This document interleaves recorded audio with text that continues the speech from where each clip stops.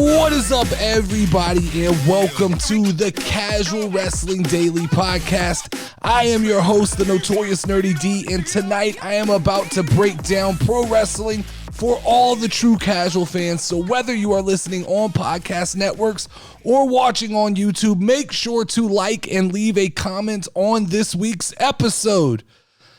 Tonight, I'm going to be kind of experimenting with the format of the show. I'm going to take the next week or so to try out a couple different ways to organize my thoughts. I don't know that I'm in love with the exact format of the Daily Show and how it's been going. It feels like it's a struggle to generate content. It feels like it's hard to come up with different things to talk about every day, especially on days where there's a lack of news to talk about.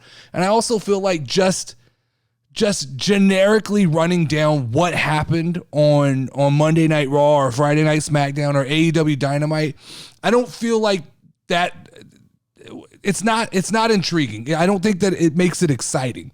I think I become a robot and I'm just reading what I watched and kind of giving small takes on it, but I don't really get to lean into what I think kind of created this channel initially, which was me just kind of letting loose and just letting my mind go. So I'm experimenting with a couple different formats. Today I'm going to experiment with a 4-question format. I'm going to take 4 questions I generated from the news and from last night's Dynamite and kind of experiment with how those goes. I want you guys to chime in. I'd appreciate any feedback on what you guys like better. If you like a segmented show where I actually kind of strictly break down each thing, or if you prefer me just to kind of like shoot from the hip and answer 4 questions and say a bunch of wild shit. So yeah, for the next couple of episodes, I might experiment with the format going into the new year. It makes the show, first off, I think questions and answers make the show more interactive. And that's what this show is always meant to be. I've been doing a question of the day, and that's been my favorite part of the show for the last week, because I then take that question and post it in other places, and you guys answer the question back to me, and I learn a ton of shit that I didn't know. So that's become my favorite thing. So I kind of thought, if that was what was working, it's what's getting the most attention on social media, why not try to formulate the whole show around that idea so that I can learn even more and you guys can hear my opinions and tell me where I'm right and wrong, and we can interact together. Because I can answer the questions all day, but if I don't get feedback from you guys and I don't hear what you guys think, then it becomes a little bit of an echo chamber. So I hope you guys don't mind that I'm going to experiment a little bit with the format of the show to try to find the rhythm for the new year. And I'm going to lean on you guys heavily to tell me what you like and what you don't like. And then we'll roll into 2023 really focused on making a show about interaction and creating a community and not just me talking nonstop. So with that being said, let's go ahead and jump into topic number 1 today.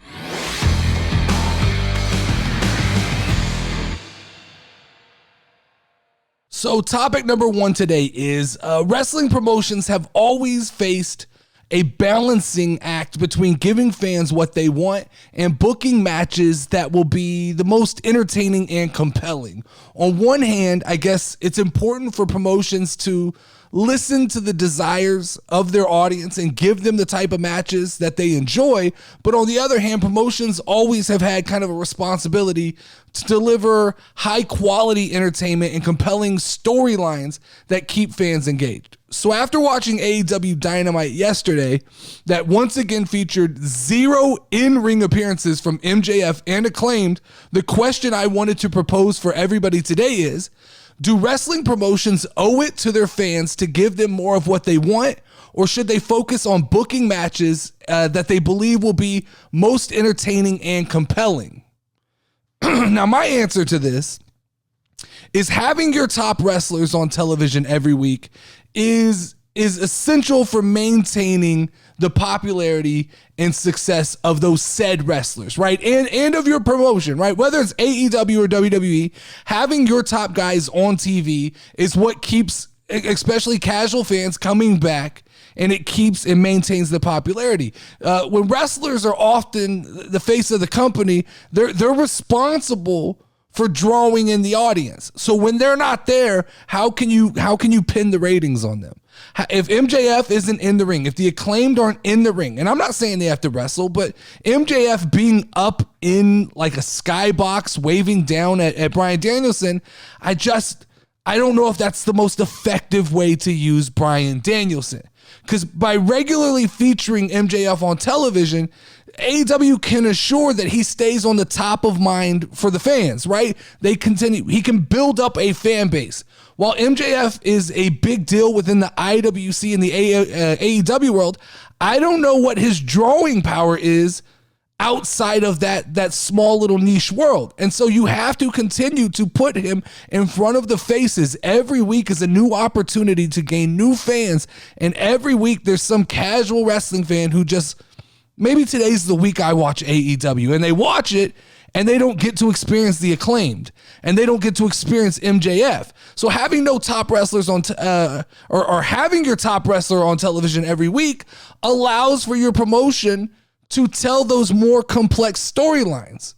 You have more opportunities to showcase the personalities and their abilities of the top talents. I use Bray Wyatt as an example, right?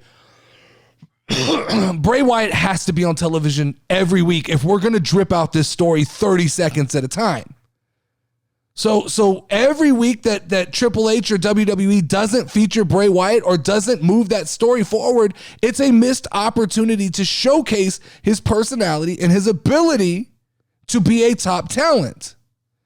And overall, having your top wrestlers on television every week, that's crucial for keeping fans engaged. We live in a world where there is so much content to consume that if you can have one or two bad weeks and people go, I'm going to watch something else. I'm a Yellowstone fan now. Oh, I'm a Marvel fan. Oh, I'm going to watch that new DC movie. I'm going to watch Monday Night Football. There's always something else to watch. So when you don't put your best foot forward, you don't have your best wrestlers on television every week, that's the only way to keep the fans engaged. I went to an AEW show last week. I talked about it. We went to AEW Dynamite. I took my two daughters. They both left the show saying, what the fuck was that? Where was MJF? Where were the Acclaimed? And I get, right, that sometimes these guys get pushed to Rampage, but we got to quit pretending like AEW right now is just killing it in the ratings to the point where they can afford to drag their talent out across two different television shows. Because I've been thinking a lot about AEW lately and their ratings and how their ratings have been dropping. And I definitely equate that when I watch on a consistent basis to just piss poor booking decisions. Don't get me wrong. I understand that AEW wants to focus on their core audience, and that makes sense. From a business standpoint, it makes sense. You've got to give your core audience the content they want. But at the same time, you have to consider what the casual fans want too, because these viewers may not be as invested in your product. They may not know the backstory, but they can still make up a quite significant portion of your audience. So if all your booking decisions only appeal to the IWC and they don't appeal to casual fans, they're not sticking around to watch. They don't make it to the main event. And the problem is it works both ways. If your first hour is phenomenal and your last hour drops off, they go, well, I remember the beginning was pretty good, but all I remember when I turned it off was how bored I was by the last 4 or 5 matches of the night, right? It's about finding that balance between catering to the hardcore wrestling fans and appealing to the casual audience. And I think that is what got Triple H all the love early on in the creative switchover from Vince McMahon to him, was that it looked like he was going to be able to cater to that balance. I think over time we've learned a little bit that may not be entirely true, but that's how you maintain strong viewership. Is you have to find, and it is a balancing act. You have to find the balance between the two. And it's possible. It is possible. But it's also possible that WWE has created problems in its booking by doing the exact opposite of, or maybe the exact same as what AEW does. And that is, if AEW is trying to appeal to a hardcore audience, WWE is trying to appeal sometimes way too much to a broad casual audience. And I think that is evident when you start talking about WrestleMania 39. And you start talking about the way that WWE has basically waited on The Rock and John Cena to make commitments to WrestleMania 39, because relying on these two top wrestlers to carry that event, because that's what they've done here. They've thrown storylines to the fucking wind when it comes to most of this, because they are banking on the fact that they are going to have Stone Cold Steve Austin. They're banking on the fact that they're going to have John Cena. They're banking on the fact that they're going to have The Rock. And WWE might have put itself in a difficult position if one or both or all three choose not to participate this year. That literally could leave WWE scrambling to find suitable replacements in matches on the card that are extremely important, which then leads to basically a bunch of plan Bs. You get a bunch of plan Bs. You get a bunch of backup ideas and subpar matches. And it'll lead to a weaker overall event. WrestleMania 38 felt like a solid event because it was pretty locked in on the road to WrestleMania. WrestleMania 39 is a nightmare. Right now, our major storylines are the Bloodline, Sami Zayn, and they're not even figured. Sammy's not really figured to be in the main event of WrestleMania. He might do something with Kevin Owens in the tag team titles, but we don't we have not even laid the seeds for what is supposed to be the main event to WrestleMania, and we're hitting January. We're hitting January, waiting on these guys to commit. How many opportunities have we missed out on? How many stories could have been booked towards WrestleMania and had 6 to 7 months of buildup? Same with Charlotte Flair. If they're waiting on Charlotte Flair to come back, like all of this waiting around for these people to commit, waiting for these people to come back, it's not going to lead to success. So whether it's AEW or WWE, these problems exist on both sides. One side catering to the IWC, the other side trying to cater to just this the broad global market is what WWE does, right? They want Logan Paul, they want Pat McAfee. And while sometimes those things pan out, right? Logan Paul panned out, Pat McAfee panned out. Sometimes those things can go horribly wrong, right? And sometimes John Cena and The Rock just don't fucking show up. And you got to ask yourself, like, do real WWE fans who watch 365 days a year, do they really care if Cena and The Rock return? Or would they be just as happy if Seth Rollins and Cody Rhodes were in those positions? I'd argue that some of them may be more excited if Seth Rollins was in a title match than The Rock. But this is what, this is just this polarized booking. But by waiting on The Rock and John Cena to commit to WrestleMania 39, WWE created problems. The same problems that Tony Khan creates by not putting MJF and the Acclaimed on every episode of AEW Dynamite. It's just the truth, right? Wrestling shows tend to work best when the booking is geared towards what the fans want, rather than what just the creative minds think is the most clever story and what the fans need, and they get way too involved and way too meticulous, and they make it way too complicated. And this is because ultimately the fans, they're the ones who are paying to watch the product. Hey, Tony Khan, if you can't fill up an arena consistently, if you can't sell out consistently, maybe we need more MJF. Maybe we need the Acclaimed every week. Maybe those are the stories that you should be focusing on rather than appealing to the IWC strictly every week. Keep everybody invested. When the creative minds behind the scenes have their own ideas about what they think the fans need, they have to remember that it's what the fans want. It's not what they need. Kofi Mania happened because of what the fans want, right? Sami Zayn is kind of happening because of what the fans want. It wasn't clever booking. It wasn't clever storytelling. The fans made it happen. So by booking matches and storylines that are in line with the desires of the audience, WWE and AEW, they can create more enjoyable stories and experiences. People like to leave wrestling happy, or at least happily surprised. Something bad can end the show, but you better make sure that it's something that's going to have everybody talking. But ultimately, wrestling shows work best when the booking is geared towards what fans really want, as this is what keeps people coming back for more. All right, guys, I want to take a second to talk to you guys about, if you've made it this far, you're probably actually a fan of the show. So I want to take a second. Please go check out our Patreon page at patreon.com/The Casual Wrestling Show.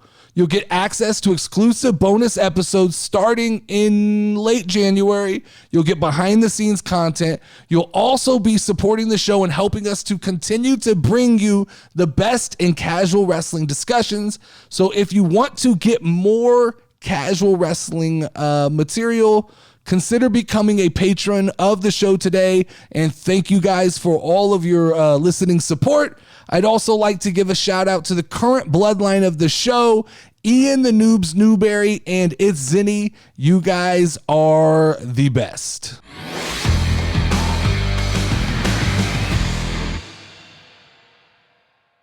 All right, so let's jump into topic number 2 today, which is, in the world of professional wrestling, the use of risky spots and high-risk moves is a common and often exciting aspect of the product. But as fans, we can't help but wonder, do the benefits of these type of moves outweigh the potential danger to the wrestlers performing them? Last night on Dynamite, we witnessed the 6th installment of the highly anticipated Best of 7 series between the Elite and Death Triangle. As the matches in the series have progressed, we've seen an increase in the danger and the over-the-top spots that have left us fans on the edge of our seats. While these high-risk moves certainly make for exciting television, it begs me to ask the question to you guys. Do the benefits of risky spots and high-risk moves outweigh the potential danger to the wrestlers that are performing them?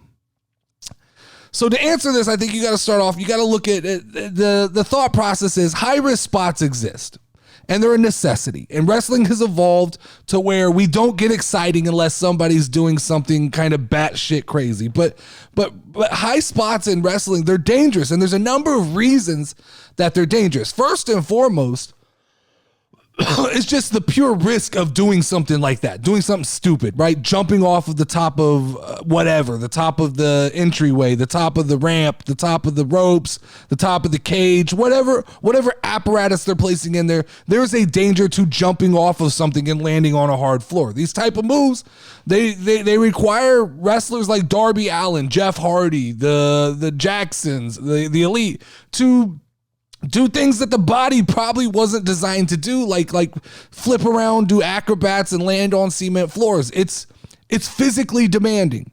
It's potentially hazardous to your health. These are just realities. I imagine that Darby Allin has woke up many of days with pains in places that most people have never felt in their life. In addition to the risk and injury, these high spots can also just result in mistakes or bad looks in wrestling, right? Botches, right? That's the word that nobody likes to say, is botches. When you perform a lot of these high spots, you get a lot of botches. And that happens, and it has to be criticized. It's reality, right? For every top dollar trying to jump over the top of the ring and getting hung, we have to talk about the botches in the Death Triangle and Elite match that go overlooked. And furthermore, like the use of high-risk spots, I don't love this argument, but it's an argument that has to be made. When you do these things and you jump off of these things, there's an expectation for certain fans who may be tempted to go try to recreate these moves in their own lives. Little kids jumping off the top of their house, backyard wrestling exists because of this. And while I don't think that it is the responsibility of the wrestlers to take that into consideration, I think it is a reality. I think it just has to be acknowledged as a reality. I don't think it's the wrestler's fault, but we have to acknowledge that every time, Jeff Hardy jumps off the top of something, there's some kid, what's that guy, Superhuman, that who jumps off of things in his backyard into light bulbs and barbed wire. Like, every time you do this, there is the opportunity to create somebody who is enamored with that lifestyle. I'm not blaming. I don't think, but my personal beliefs do not believe that is a wrestling responsibility, but we have to acknowledge that it exists. Now, some people might argue that wrestlers who rely too heavily on high-risk moves are not doing enough to advance the art of pro wrestling. That people like the Elite, instead of worrying about good storytelling, they've relied on going to a best of 7. Holy shit, I can do the most high spots of anybody in the world. And that's an argument that I think is fair to make. While these type of moves and these type of matches are exciting and they're entertaining, they don't necessarily contribute to great storytelling. Like, what is the story being told in this best of 7 except we're going to do this 7 times? There's not a progression. It's just been, it started off a little bit with the hammer, and I thought there might be a semblance of story, but this last match, it was just a clusterfuck, and all hell broke loose, and it's basically just going to be just a car crash, and people like to watch car crashes, so it's gotten over with the fans a little bit.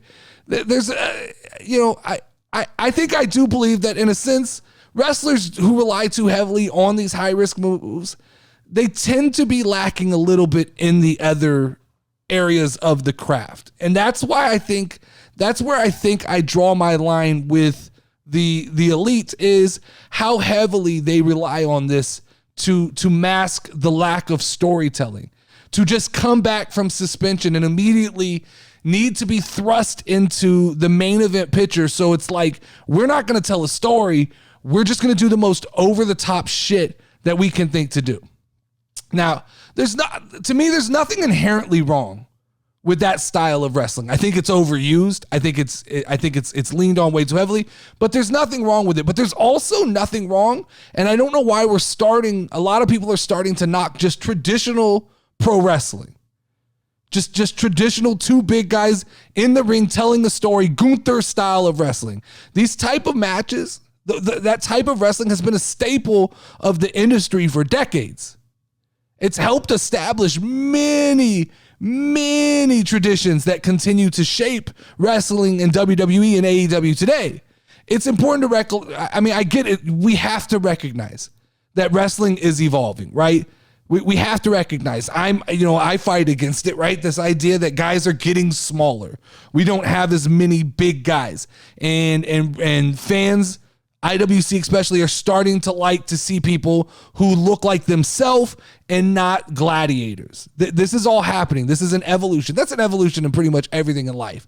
But, it's important for promotions and wrestlers to find a style that works best for them and then not overuse that style. I think the Elite would be more effective if we weren't doing this 7 times. If this best of 7 match wasn't 7 times of the same shit, I can't differentiate 1 from 6, and 7 will be the same. And at the end of the day, I don't know what it was all for, because it wasn't compelling storytelling. It was and it was fun. I'm not mad at the match. The match was fun to watch. As far as like watching a car crash is fun. When you see a car crash or you see something devastating, it's intriguing to look at. You don't like the results, you don't like the outcome, but at least for the time being, it holds your attention.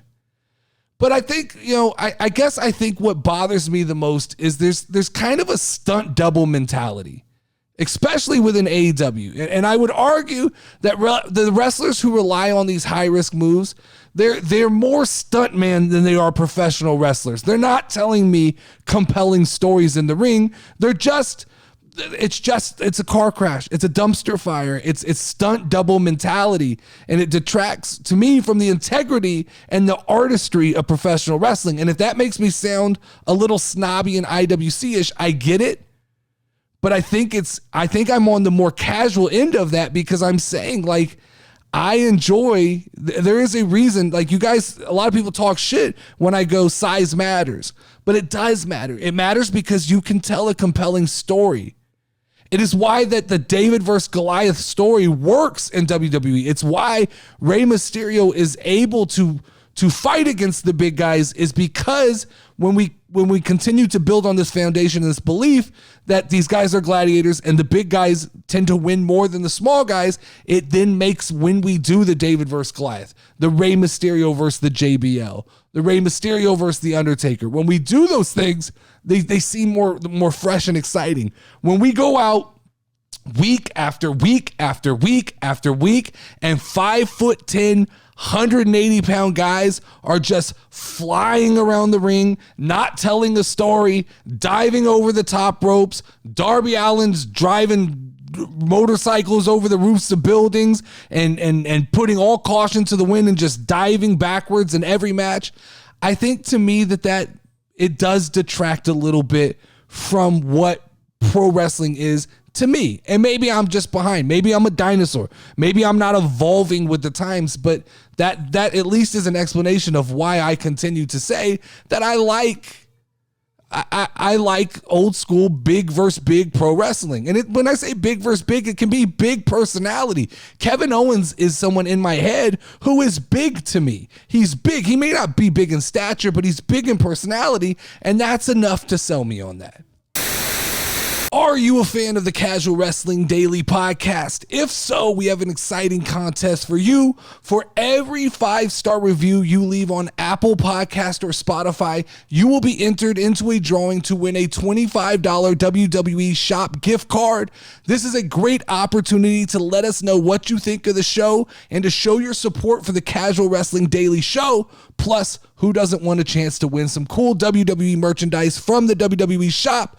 So don't wait. Head over to Apple Podcast or Spotify and leave a review right now. Make sure to include your name and a social media account you use in the review so we can contact you if you win. Winners will be selected the day after the Royal Rumble. Thank you guys for listening to our show and for your support of the Casual Wrestling Daily Podcast. We can't wait to see all of the amazing reviews we get, and we can't wait to announce the winner of the $25 WWE Shop gift card.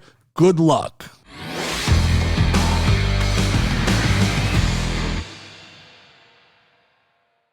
All right, let's talk about topic number 3 here. So early in Dynamite last night, Samoa Joe attacked Wardlow with a lead pipe, creating doubt about whether or not Wardlow would be able to compete in the main event later that night.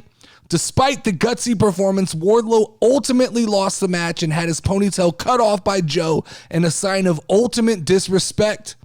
I've seen some people on Twitter arguing that Wardlow's fall from grace is due to Tony Khan's inability to keep him hot and his ability to lack of ability to focus on his character. The question I want to ask you guys is Wardlow's future in AEW a lost cause, or is there still hope for him to become a major player in the company?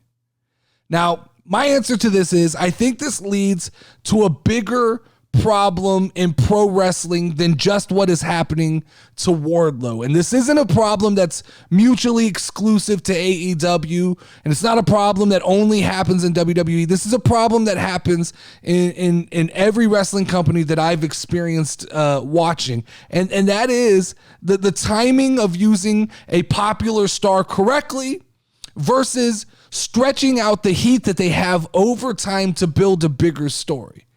And I think that to effectively look at this, I want to apply this logic to something that happened early in the year, a kind of an AEW case study that we can look at. And I'm talking about CM Punk. I think CM Punk is the most glaring instance of this happening. And stick with me because I'm going to work this all the way around until we can get to how this applies to MJF. But let's start with CM Punk.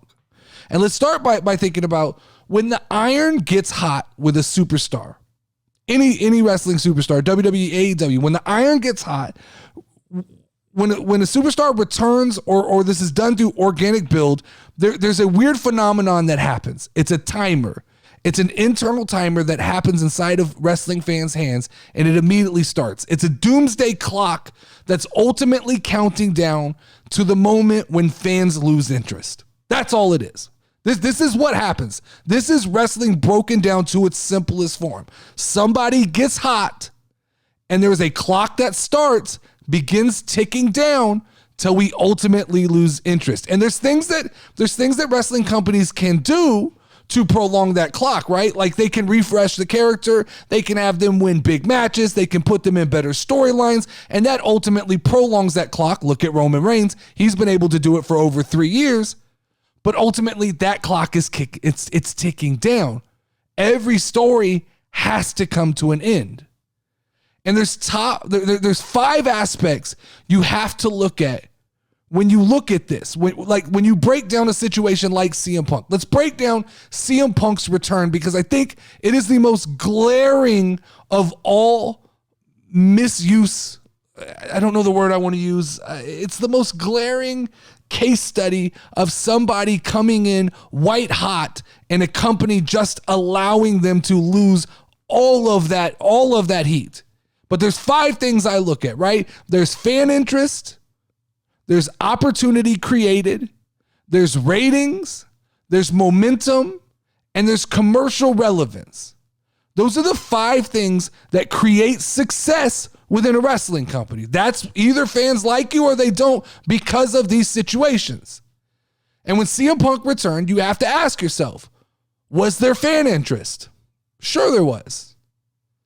Was there opportunity created? Oh yeah, no, definitely there was opportunity created. There was a wealth of dream matches to be had.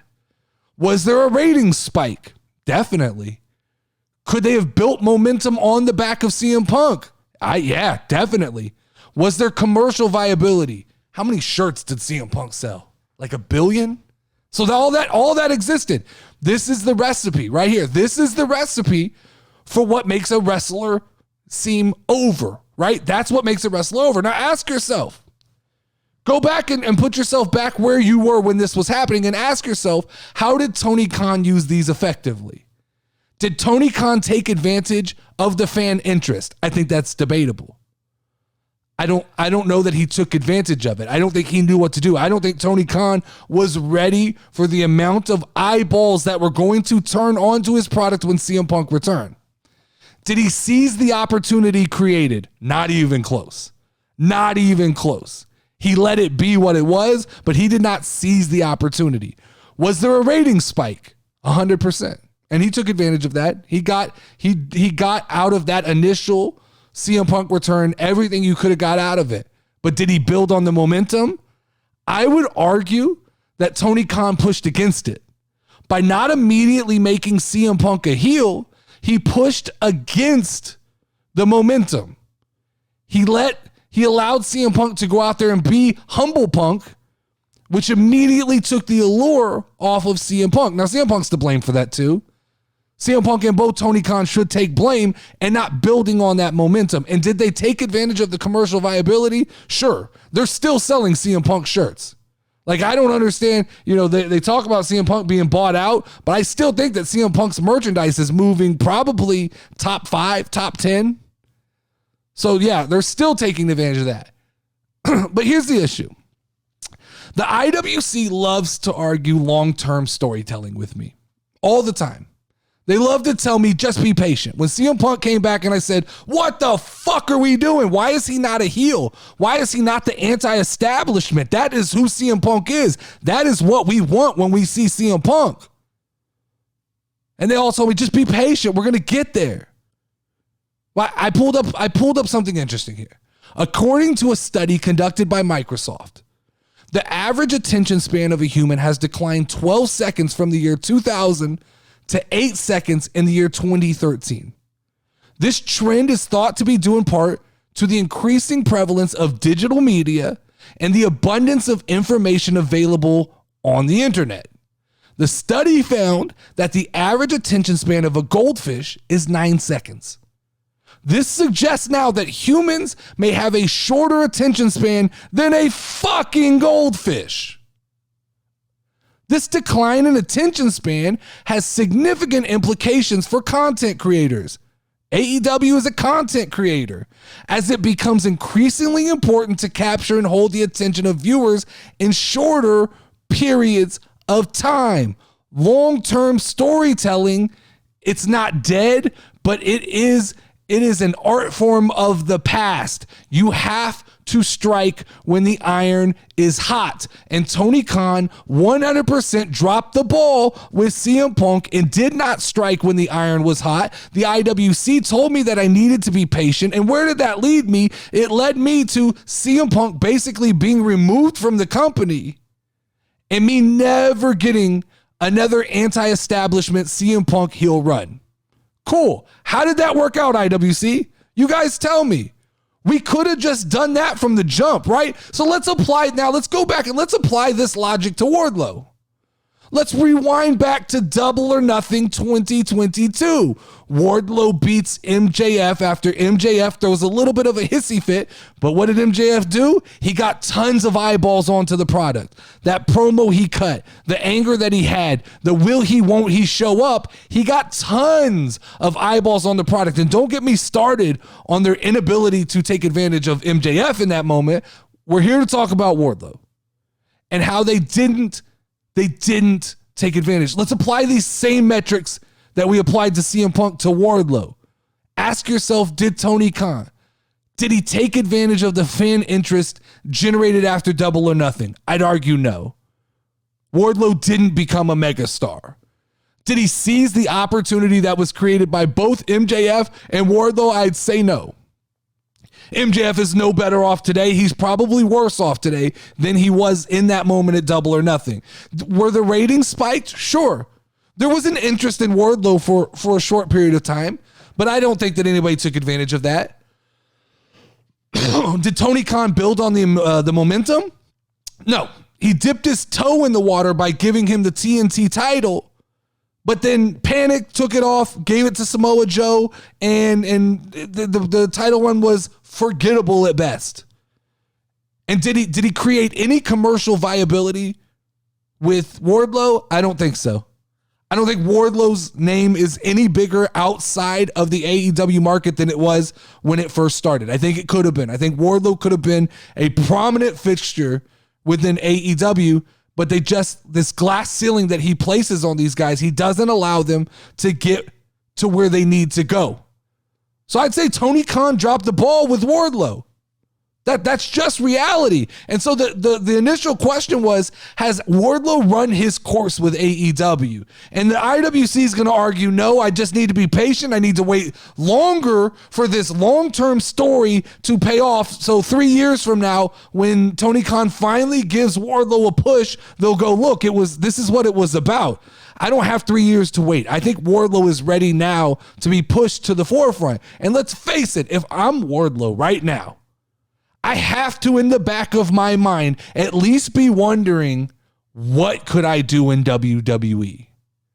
Because I fit that mold way better than I fit the AEW mold. When you talk about WWE's emphasis on larger-than-life personalities, Wardlow has all that. He has the physique and the presence in the ring. WWE has a history of rewarding guys who are larger than life. Wardlow fits all of those parameters. WWE has a more structured booking process that would benefit Wardlow. Not this erratic, 1 minute you're hot, the next minute I don't know what to do with you. It really does feel like Tony Khan sits down week to week and just kind of writes down his feelings. And that's how he books. He books probably 50% based on what the IWC is saying and 50% based on what he had for breakfast that morning. That's Tony Khan's booking style.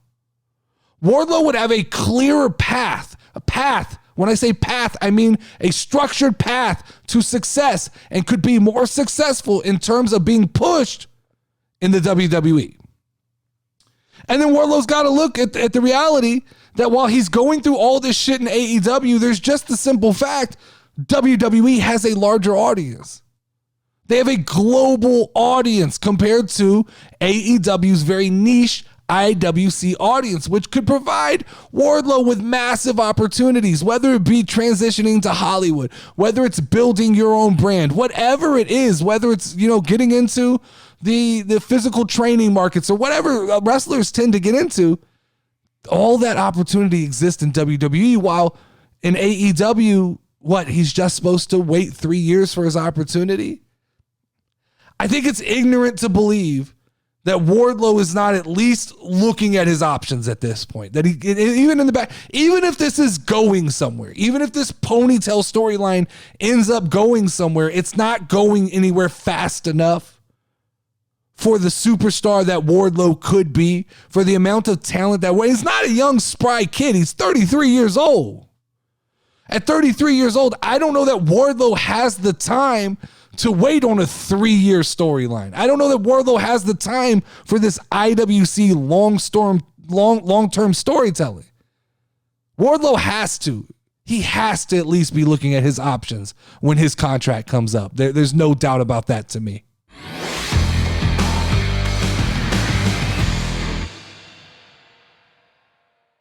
All right, let's finish up with topic number 4 here. As WWE continues to evolve and bring in new talent, the debate over who is the top wrestler in the company is always a hot topic. Recently, Sports Illustrated named Seth Rollins as the top wrestler of 2022, citing his impressive in-ring work and ability to adapt to various storylines and characters. However, there are those who argue Roman Reigns should be considered the top wrestler in the company, given his dominance in the ring and his strong connection with the WWE Universe.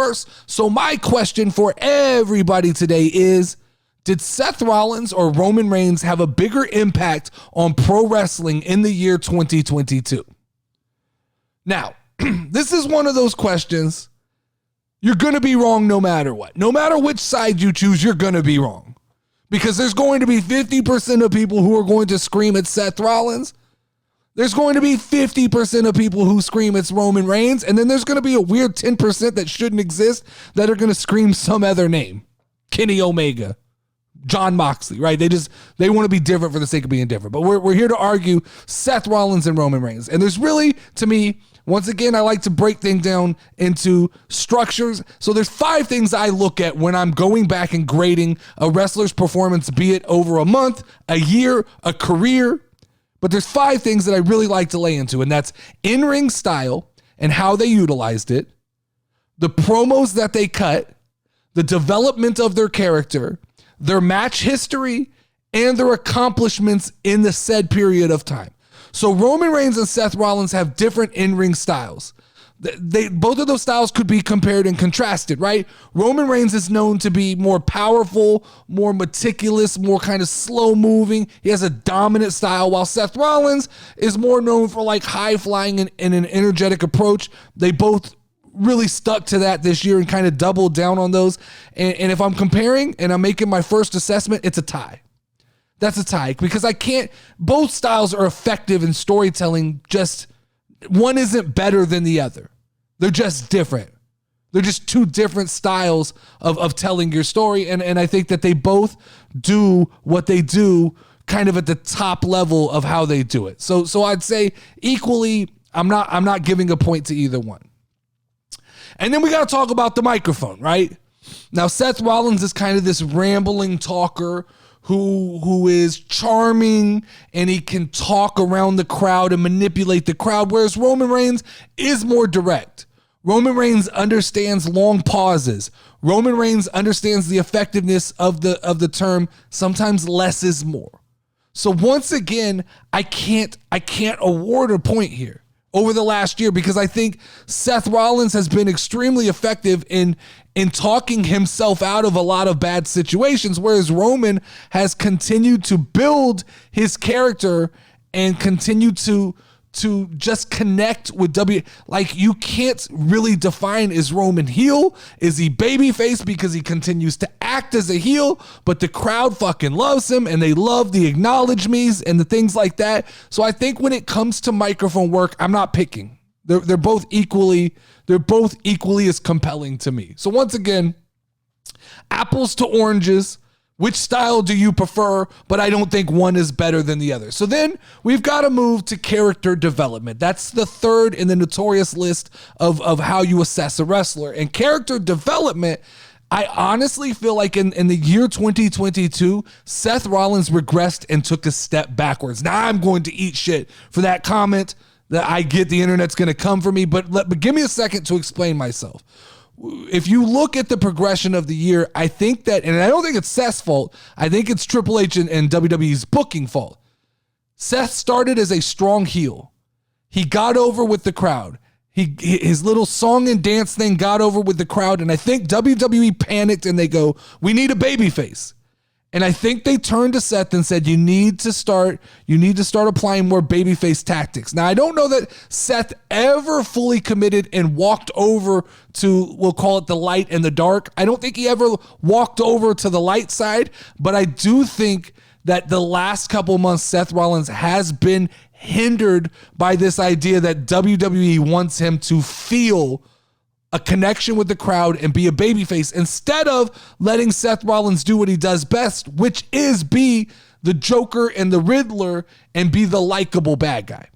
So I think that in the year 2022, Seth Rollins actually regressed a little bit, not in talent, but in the booking by WWE. So I think that Roman Reigns, he maintained his momentum from day one all the way to Survivor Series, right? It was a constant Roman Reigns. He was who he was. I never feel like he took a step backwards. In fact, there's took small strides forward. So for character development over the year 2022, I have to give it to Roman Reigns there.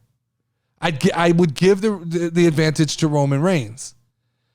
And so then that leaves us going into the fourth systematic way you measure success here, and that is the match history.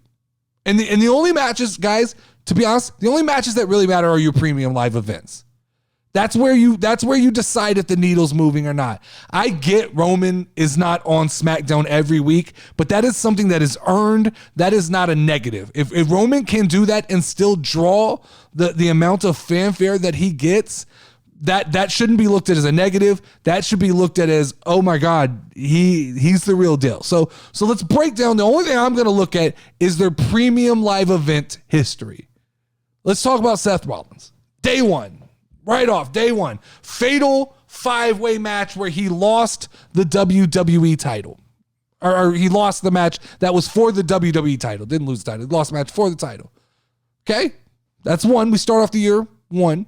And now I'm not necessarily going to count losses against someone in a sense of like, because there is not, it's pre-scripted. I'm not going to count it against him, but I am going to. Losses mean that you weren't the choice going forward. So it does hold some weight. Royal Rumble, Seth Rollins defeats Roman Reigns via DQ. This has to hold some weight because this means that WWE at that point in time, though we're still in the Vince McMahon era, they weren't ready to commit to Roman Reigns beating Seth Rollins. They love this mystique that Seth Rollins is always the wild card who at any point in time can defeat Roman Reigns. So that has to hold some weight. Elimination Chamber, Seth is in the main event and he loses. WrestleMania, Seth Rollins loses to a returning Cody Rhodes. Backlash, Cody Rhodes defeats Seth Rollins yet again. Hell in a Cell, Cody Rhodes, broken purple titty, comes back, beats Seth Rollins again. That's 3 big losses in a row to Cody Rhodes. It's hard for me to grant you Superstar of the Year when you lost 3 times. How is Cody not Superstar of the Year then? And I'm not saying he is, but how isn't he? You got 3 in a row there. Then we go to Money in the Bank. He loses to Austin Theory. SummerSlam, Seth Rollins has no official match. So he takes the night off. He has a run-in with Riddle, but no official match. Clash at the Castle, Seth Rollins picks up a victory against Riddle. Then Extreme Rules, they flip the script, and Riddle picks up the win over Seth Rollins. Survivor Series, Seth Rollins loses his United States title to Austin Theory. So that's 2-8. That's a 2-8 record with only wins coming against in a 50-50 split with Riddle, and a win coming in a DQ at Royal Rumble against Roman Reigns. 1-8 or 2-8. That's a rough record. I don't know. Superstar of the Year? Let's talk about Roman Reigns. Royal Rumble, he lost to Seth Rollins via disqualification. All right, no big deal. He came out of that looking strong. Elimination Chamber, he defeated Goldberg. It's Goldberg, but it's Goldberg, right? Then WrestleMania, he defeats Brock Lesnar. in a big match that was billed as the most stupendous match of all time. Backlash, he joins the Bloodline and they defeat RK Bro and Drew McIntyre. That feels pretty big deal. Then we went on the hiatus.